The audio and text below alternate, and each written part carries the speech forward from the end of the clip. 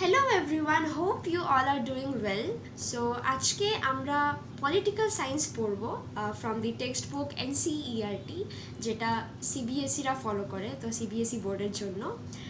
আজকে আমি ক্লাস 12-এর world politics, that is the book contemporary world politics বইটার থেকে first chapter the cold war era start করব। সো খুবই ইন্টারেস্টিং চ্যাপ্টার, আর বাকি সিলেবাসটা আমরা ফলো করেই এগোবো। কিছু সিলেবাস রিডিউস হয়েছে, তো সবটা আপডেট নেই করা হবে। So let's start the video. So চ্যাপ্টারটা স্টার্ট করার আগে আমরা কিছু রিভিউজ করে নেব, যেগুলো পার্টিকুলারলি এই চ্যাপ্টারটার জন্য জেনে রাখা খুব দরকার। সো আমরা সবাই জানি যে ইউএসএ একটা খুব পাওয়ারফুল নেশন, যে সেই সময় কিভাবে বা কে ইউএসএ কে বিট করার মতো ছিল, আর ইউএসএ কিভাবে সুপার পাওয়ারকে আর্ন করে, এই বিষয়টা আমরা এই চ্যাপ্টারে পড়ে নেব। সো কোল্ড ওয়ার নামটা শুনেই আমরা বুঝতে পারছি যে লড়াই তো হয়েছিল, বাট সেরকম কিছু না। এক্স্যাক্টলি কোল্ড ওয়ারে কি হয়, ইউএসএ অ্যান্ড ইউএসএসআর এই দুটো নেশনের মধ্যে লড়াইটা হয়, যেখানে কোনো ধরনের ফায়ার ওয়ার বা বম এক্সপ্লোশন, মারামারি, কাটাকাটি জায়গা নেয় না। কি হয়, এখানে একটা ওয়ার হবে করছিল, দুটো নেশনই প্রচণ্ডভাবে পাওয়ারফুল, আর একটা লড়াই এইভাবে একটা আভাস দিচ্ছিল। সো দুটো নেশন কি করে, যেহেতু অনেক ক্ষতি হয়ে যাবে, যার জন্য দুটো নেশনই কথাবার্তা বলে, দ্যাট ইজ উইথ কিছু কনফ্লিক্টস আর ডিসকাশনের মধ্যেই এই ওয়ারটাকে শেষ করে দেয়। তো যেহেতু কোনো ধরনের মারামারি, কাটাকাটি বা এক্সপ্লোশন হয়নি, সেই জন্য আমরা এই ওয়ারটাকে কোল্ড ওয়ার বলি। বাট কোল্ড ওয়ারের আগে আমরা আরো দুটো ওয়ার ফেস করি, যেরকম আমরা সবাই জানি, দ্যাট ইজ ওয়ার্ল্ড ওয়ার 1, যেটা হয়েছিল 1914 থেকে 1918 অবধি। এই ওয়ার্ল্ড ওয়ার 1-এ আমরা কি সব থেকে বেশি ফেস করি, যে দুটো মেজর ফ্যাক্টর ছিল, দ্যাট ইজ একটা ছিল great economic depression.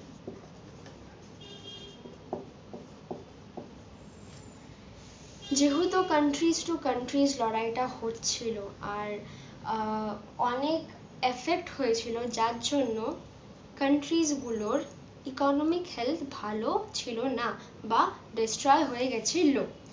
Second of all যেটা হয়েছিল, সেটা হচ্ছে যেহেতু দেশ থেকে দেশ লড়াই হচ্ছে, দেশের সাথে দেশের লড়াই হচ্ছে, অনেক কনফ্লিক্টস, অনেক ঝামেলা চলছিল, যার জন্য ওদের মধ্যে নিজেদের কোনো ইমপ্রুভমেন্ট ছিল না, নিজেদের কোনো শোধরানোর বিহেভিয়ার ছিল না।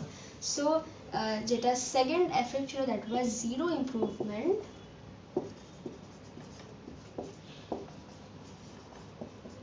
among the countries. আর এটা চলতে থাকে, তারপরে এই করতে করতে ওয়ার্ল্ড ওয়ার 2 চলে আসে। তো আমরা ওয়ার্ল্ড ওয়ার 2-তে কি দেখি? ওয়ার্ল্ড ওয়ার 2-তে আমরা যেটা দেখি সেটা হচ্ছে ওয়ার্ল্ড ওয়ার 2 যেটা হয়েছিল 1939 থেকে 1945 অবধি। সো এই সময় আমরা যেটা দেখি সেটা হচ্ছে ওয়ার্ল্ড ওয়ার 2-তে দুটো গ্রুপের মধ্যে লড়াইটা হয়েছিল। একটা ছিল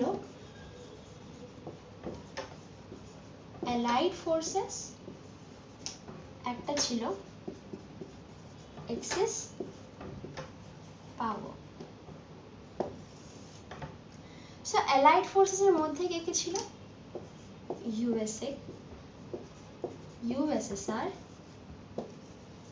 Britain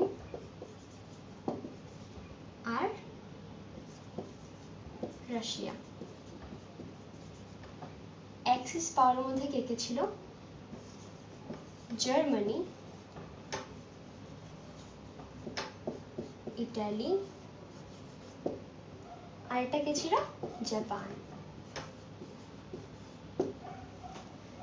so this were the groups যাদের মধ্যে ওয়ার্ল্ড ওয়ার 2 হয়েছিল।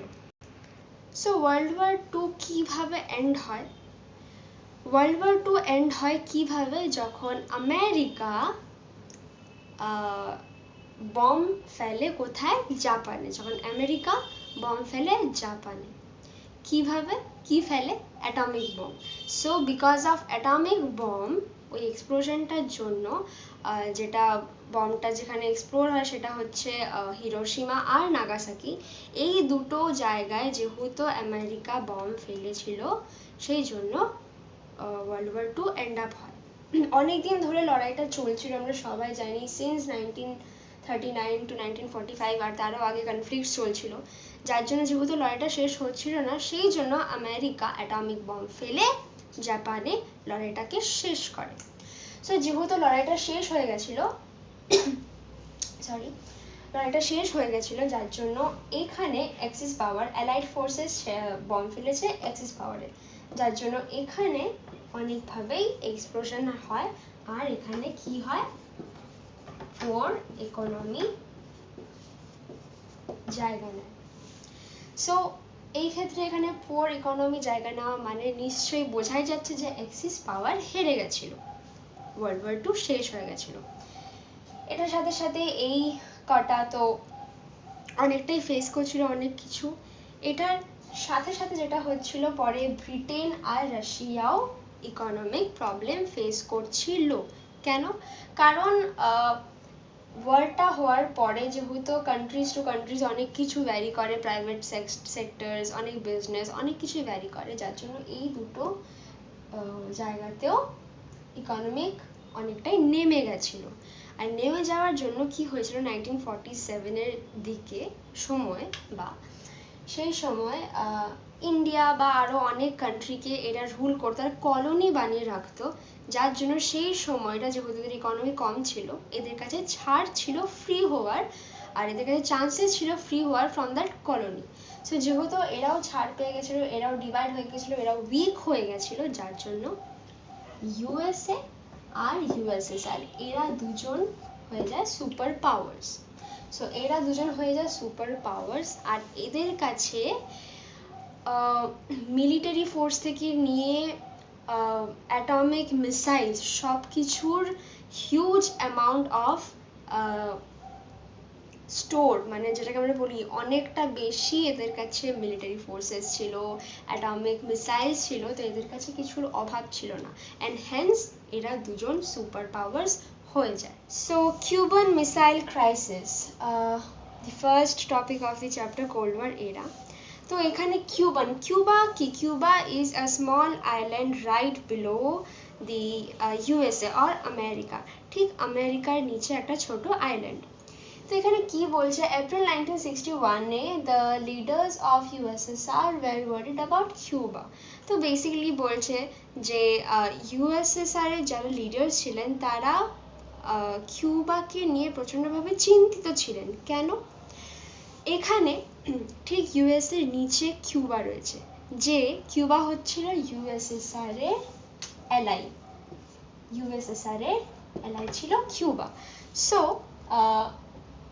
যেহেতু ইউএসএসআর এর এলাই হচ্ছে কিউবা, তো অবভিয়াসলি ওরা চিন্তিত থাকবে যে ঠিক ইউএস এর নিচেই কিউবা রয়েছে, তো ওদের একটা ভয় যে কোনোভাবে যাতে ইউএসএ কিউবাকে অ্যাটাক না করে, আর ওখানকার যে president that is fiddle Castro okay overthrow না করে, ওভারথ্রো করা মানে ওনাকে যাতে সরিয়ে না দেয়। সো যার জন্য কি হলো, এখানে আবার সেটাই বলেছে যে এলাই মানে কিউবা দুভাবে, that is financially, even diplomatically, economically, আর আরও চারিপাশ দিয়ে ডিপ্লোম্যাটিক্যালি, প্র্যাকটিক্যালি যেভাবে থাকা যায়, কিউবা ইউএসএসআর এর মেম্বার। সো কোনোভাবে যাতে এটা ক্ষতি না হয়, কারণ ঠিক ইউএস এর নিচে কিউবা আছে, কোনোভাবে যাতে অ্যাটাক না হয় কিউবার উপরে, যার জন্য ইউএসএসআর এর লিডার্স কিউবাকে নিয়ে টেন্সড, আর যাতে দি প্রেসিডেন্ট সরে না যায়, হায়ার না করে নেয়। এরপরে কি হয়, যেহেতু এত এরা লিডার্সরা টেন্সড থাকে এই বিষয়টা নিয়ে, তো Nikita Khrushchev and the leaders decided to convert Cuba into Russian base in 1962. তো নিকিতা ক্রুশ্চেভ হচ্ছেন ইউএসএসআর এর লিডার, অথবা প্রেসিডেন্ট আমরা বলতে পারি, and the leaders, head of the USSR, Nikita Khrushchev. তো নিকিতা ক্রুশ্চেভ আর লিডার্স, আর বাকি যারা লিডার্স ছিলেন ইউএসএসআর এর, ওরা ডিসাইড করে যে কিউবাকে একটা রাশিয়ান বেজে কনভার্ট করবে, দ্যাট ইজ কিউবাকে পাওয়ারফুল বানিয়ে দেবে with military power and atomic মিসাইলসের সাথে আমরা লড়াইয়ের সময় যে প্রিপারেশনটা রাখি, লড়াই হওয়ার সময় যে প্রিপারেশন রাখি, মিলিটারিদেরকে ট্রেন্ড রাখি, মানে ওখানে মিলিটারি ফোর্স থাকবে, ওরা মিলিটারি ফোর্স প্লাস অ্যাটমিক মিসাইলসকে ওরা কিউবাতে পাঠিয়ে দিয়েছে, ওখানে রেখে দিয়েছে, কিউবাকে পুরোপুরিভাবে কনভার্ট করে দিয়েছে একটা ওয়ার প্লেস বলে, যাতে কোনোভাবেই যাতে ইউএসএ কিউবাকে অ্যাটাক না করে। সো ফার্স্ট টাইম কি হলো, ফার্স্ট টাইম ইউএসএ মতো একটা পাওয়ারফুল নেশনকে বিট করার মতো একটা নেশন আসলো, দ্যাট ইজ ইউএসএসআর। প্রথমবার কেউ স্পর্ধা করলো বা কেউ এই পাওয়ারটা দেখালো to fight and two compete with hmm, with USA. তো যখনই ইউএসএসআর কিউবাকে রাশিয়ান বেজে কনভার্ট করলো, ঠিক তার 3 weeks পর the American became aware of it. ঠিক তিন সপ্তাহ পরই আমেরিকা এটা জানতে পারে যে কিউবা রাশিয়ান বেজে কনভার্ট হয়, মানে ওখানে মিলিটারি ফোর্সেস রয়েছে, ওখানে অ্যাটমিক মিসাইলস রয়েছে, এই বিষয়টা আমেরিকানরা জানতে পারে। জানার ফলে কি হয়, John F Kennedy, the president of USA, তখন যে প্রেসিডেন্ট ছিল ইউএসএ, জন এফ কেনেডি জানতে পারে, আর সে কি করে, ইউএসএসআর এর যে লিডার্স ছিলেন, ইনফ্যাক্ট মানে ইনক্লুডিং ক্রুশ্চেভ, নিকিতা ক্রুশ্চেভ কে অ্যাডভাইস দেয় অথবা থ্রেট করে to remove the missiles from Cuba. তো বেসিক্যালি কি হয় এখানে বলে, জন এফ কেনেডি যখন জানতে পারে যে কিউবাতে মিসাইলস আনা হয়, ওখানে ফোর্সেস আনা হয়, মিলিটারি ফোর্সেস আনা হয়, তো ও এটা ক্রুশ্চেভকে ওয়ার্ন করে দেয় আর সাবধান করে দেয় যে কোনোভাবে যাতে কোনো কিছু ক্রিয়েট না হোক, কিছু যেন না হয়, আর যত তাড়াতাড়ি সম্ভব যাতে মিসাইলসগুলো আর এই মিলিটারি পাওয়ার যাতে সরিয়ে দেওয়া হয়, এই বিষয়টা দুজনের মধ্যে আলোচনা হয়। ঠিক তারপরে যেটা হয় সেটা হচ্ছে কেনেডি, মানে John F Kennedy, the president of the USA, আমেরিকানদেরকে অর্ডার করে, দ্যাট ইজ কাদেরকে অর্ডার করে, ওয়ারশিপদের, যারা বেসিক্যালি ওখানে সোভিয়েত হিডিংয়ে কাজ করছিলেন বা যারা মিলিটারি নেভিতে কাজ করতেন, তাদেরকে অর্ডার করেন টু সুপারভাইজ দি ইউএসএসআর, দি ইউএসএ কিউবা মেম্বার্স, ঠিক আছে। সো কেনেডি বেসিক্যালি কি করে, কেনেডি আমেরিকানদেরকে অর্ডার করে, নিজেদের ফোর্সদেরকে অর্ডার করে টু সুপারভাইজ দি কিউবা, যাতে ওরা কোনো ধরনের মিসাইল বা কোনো ধরনের ফোর্স বা পাওয়ার ইউএসএতে না ছড়ায়। কারণ নিকিতা ক্রুশ্চেভ যে ইউএসএসআর এর লিডার, তার সাথে জন কেনেডির একটা বোঝাপড়া হয়ে গেছিল, যে বা একটা থ্রেট হয়ে গেছিল, থ্রেটেন্ড বোঝাপড়া, যে কোনো ধরনের ওয়ার যাতে ক্রিয়েট না হয়, কোনো ধরনের মিসাইল যাতে ইউএসএতে না আসে। So the clash made the whole world nervous. এই যে দুটো সুপার পাওয়ার্সের মধ্যে যে এই কনফ্লিক্টটা, এই যে ওয়ার হবে বলে যে ভাবনাটা, এই এখনই ইউএসএসআর যে ইউএসএর ওপরে কিছু একটা করতে যাচ্ছিল, বা দুজনের মধ্যে একটা ঝগড়া হওয়ার মতো আভাস, এই বিষয়টা পুরো দুনিয়াকে, পুরো ওয়ার্ল্ডকে টেন্সড করে দেয়, ভয় পাইয়ে দেয়। আর খুব স্বাভাবিক, সবাই কেউই চাইবে না যে ওয়ার্ল্ড ওয়ার 3 হোক, আবার একটা ডিজাস্টার হোক। সো এই বিষয়টা দাঁড়িয়ে ওঠে, আর সবাই প্রচণ্ডভাবে টেন্সড হয়ে পড়ে। It was a high point of what came to be known as cold war. খুব স্বাভাবিক যেভাবে বললাম, যেটা হচ্ছে একটা ওয়ার হতে যাচ্ছিল, একটা লড়াই আবার হতে যাচ্ছিল, একদম যেটাকে আমরা বলি দরজার মুখে গিয়ে ফিরে আসা। সো একটা ডিজাস্টার আবার হতে যাচ্ছিল, সেই পয়েন্টটা থেকে ফিরে আসা, এই মোমেন্টটা একটা হাই পয়েন্ট হয়েছিল। সো এই বিষয়টাকেই, যেহেতু আর কোনো ধরনের লড়াই হয়নি, এই পুরো বিষয়টাকেই আমরা কোল্ড ওয়ার বলছি। আর এই পুরো বিষয়টাকে আমরা ইনফ্যাক্ট কিউবান মিসাইল ক্রাইসিসও বলছি। সো এটার পরে কি হয়, the tension and confrontation between the two super powers were said to be cold war. Exactly সেই কথাটাই বলছে, যে এই যে টেনশনটা দুটো super powers, that is USA and USSR এর মধ্যে কাজ করছিল, বেসিক্যালি মানুষদের মধ্যে কাজ করছিল, যারা মেম্বার্স ছিল, যারা এই সোভিয়েত ইউনিয়ন আর ইউএস এর মধ্যে যত কান্ট্রিজ আছে সবার মধ্যে যে টেনশনটা কাজ করছিল, প্লাস যে কনফ্লিক্টটা হচ্ছিল দুজনের মধ্যে, এই পুরো বিষয়টাকে আমরা কোল্ড ওয়ার বলছি, because it was a high point, একটা চূড়ান্ত লেভেলে গিয়ে সেটা নেমে এসছে। সো দ্যাট ইজ ওয়াই এই পুরো বিষয়টাকে আমরা কোল্ড ওয়ার বলছি। সো তারপরেই আমরা দেখে নিই আইডিওলজিক্যাল কনফ্লিক্টস। আইডিওলজিক্যাল কনফ্লিক্টস কি?